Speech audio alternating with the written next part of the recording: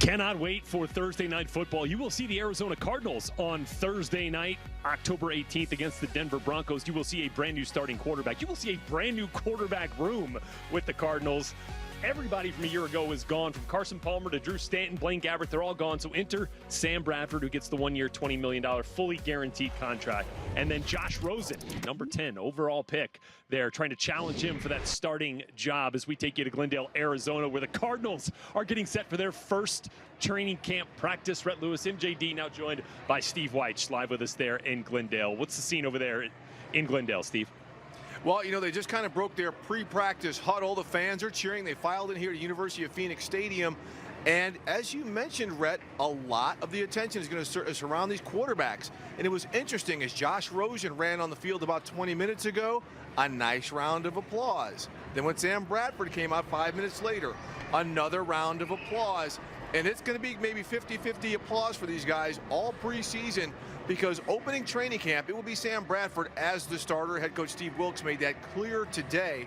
And Bradford, he said, will have every opportunity to lose the job.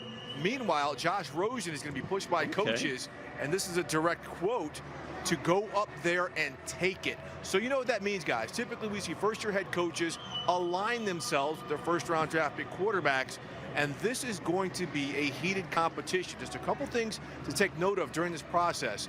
Sam Bradford, throughout the offseason, they really measured his reps, they measured his work, so he could be healthy by now. That is going to continue through training camp. Wilks said right now they're planning maybe 2 days on, 1 day off. They'll play that day by day to see how Bradford feels, but it's going to be Rosen getting the reps with a first-team offense when Bradford's not in there. Second point, Wilks also said production in preseason games is going to factor heavily into any type of decision where there's competition at a position battle. Well, usually the supposed starter, they don't play in those early preseason games. If Josh Rosen shows up in those early games and plays well, he is going to have an opportunity, because they're only carrying 3 quarterbacks. So Rosen, again, is going to have every opportunity to win it, and Bradford is going to have every opportunity to lose it. Interesting the way that Steve Wilks put that. Very honest, in fact. And I think I know where the guy sitting next to me stands on this whole situation, as I'm sure you do, Steve. No, you don't. Please, you don't know anything about it. Enlighten us then. Yes, How do you see this quarterback situation going, Mr. Bruin? Well, first of all, you know, if it was me, Josh would have been the starter. There's a reason we got him.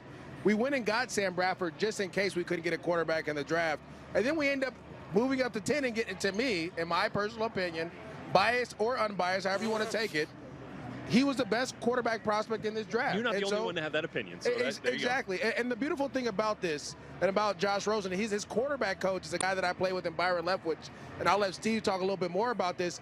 But Byron, they have the same personality, very confident guys that are going to push each other. And Byron is a great mentor, a guy who taught me how to play the game, taught me how to pick up blitzes, how to read defenses, as well as learn the game from that quarterback point of view. So I think this is going to be great for Rosen to have a guy that is football intellect is just as high, IQ is just as high, and can push him.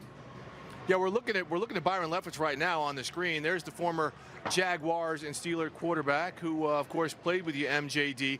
Remember, Mike McCoy also is the new offensive coordinator. And when they were installing this offense, we've got to keep this in mind. Sam Bradford was getting more mental reps than on-field reps during OTAs and minicamps with the first-team offense, because, again, they did not want to overwork him on that bulky knee. Now, in the past 5 weeks, when the guys haven't been around each other, Bradford said he was doing a continuation of his rehab and actually feels better than he's felt in a long time. When we see him on camera, he's going to be wearing a sleeve on that left knee. So that's just something, you know, we have to monitor. And with him, he admitted it today. He understands the skepticism about his durability because he continues to get hurt so much.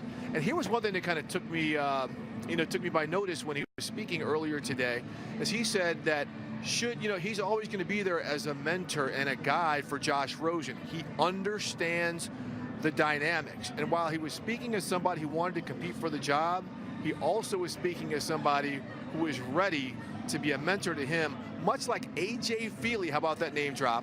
Much like A.J. Feely was to him when Bradford was the first overall pick with the Rams. How about that? No, that's interesting. But look, this is a delicate balance when you've got a quarterback competition between a veteran and a rookie, right? It's not two veterans competing here for a job. So how long can you let this drag out if you want to make sure that if Rosen's the guy, that he's completely ready to go? Well, I think Steve hit on it earlier that Rosen's going to be taking first-team reps when Bradford's missing those days. So you can let this drag out as far as you want because both guys will be getting reps. I think you're starting to hear a little bit of how it's going to play out when you hear Sam Bradford talk about, I'm willing to be that mentor in that role. You don't hear many competitions guys say that. Yeah. Guys are competing to go. Now, he understands that he has an opportunity, and he understands that if he plays well like he did the very beginning with the Vikings, that he can keep the job. Yeah. But this young guy is going to be coming after him ready to make some plays, and that's going to be exciting to see. This is something I can't wait to watch because my boy, my baby, Josh Rosen, I love you, man. Oh, God. I love you, man. I can't wait to see man. what he can do.